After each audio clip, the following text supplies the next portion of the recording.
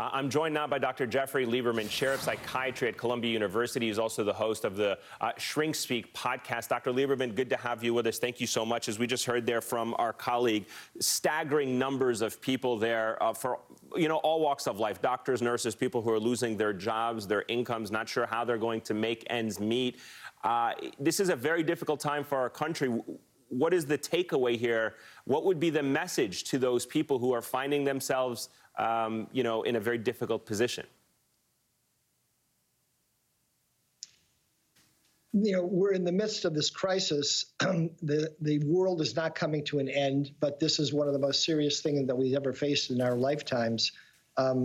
Information communicated to the public at large is important. And I have to start out by commending you on your broadcast today, which is that you had that teacher on and then the crisis counselor and your correspondent there.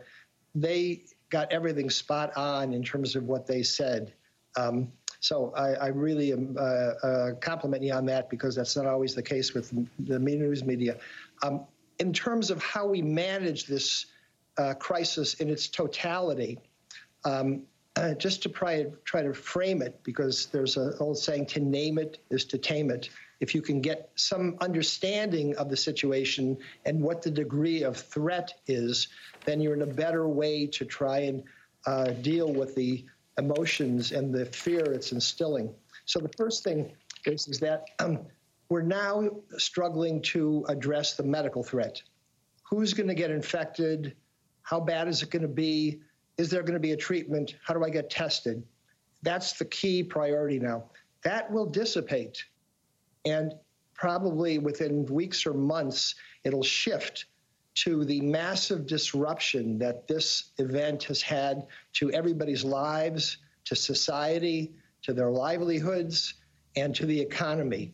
And so the fear and anxiety and worry that people have now about, am I going to get sick and what do I do, will be shifted to how this has disrupted life as they knew it and what their prospects are. Dr. Lieberman, I just want to pick up on that context, point. Can I pick up on that point really quickly, because I think it's very important. So in the long term, once you get through that phase of the medical aspect that you just highlighted, how do we then as a country and as communities focus on the long-term aspect of this?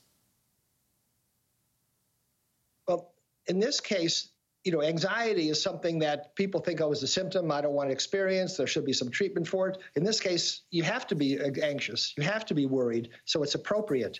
The worried well are going to have these emotions, and there are what is called mental health first aid guidance that is provided for numerous different websites that I can provide you with the links to, which show you how to not catastrophize, do stress management, do things that will be distracting, stay in communication, etc. People with pre-existing mental illnesses, though, will have their symptoms exacerbated, need to have treatment, probably adjusted medication, more frequent contacts.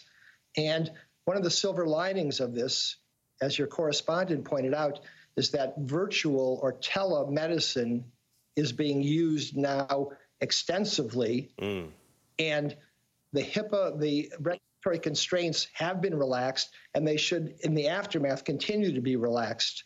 So people are going to have to realize that there's going to be a new normal when we come out of this thing. And the focus is going to be less on the medical threat than it is on how their life has been affected and how they can deal with their psychological approach to the new normal. All right. Dr. Jeffrey Lieberman, thank you very much for putting a spotlight on that as well, raising some very interesting points for the road ahead for all of us. Thank you.